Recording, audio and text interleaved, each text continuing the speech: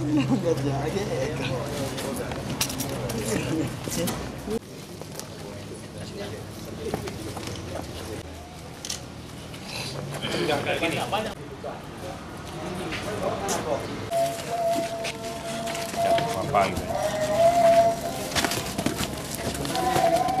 Udah. Nah.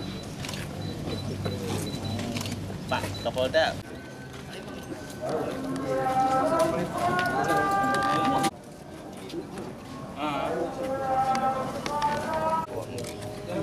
Pak yang ini kapan? Kronologinya Pak. Ya asli. Ini 4.000 bal. 4.813 bal. Gitu. Jadi 4,8 ton lah kira-kira. Rencananya mau dibawa kemana, Pak?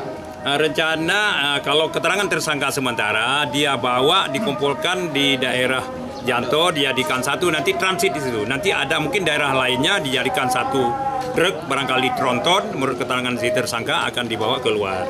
Nah, namun sebelum dibawa ke sana sudah tertangkap oleh anggota kita. Dijerat Ladang di daerah Pandra. Nah, ini terus kita lakukan. Jadi mulai dari aktif sekarang untuk memberantas ladang ganja.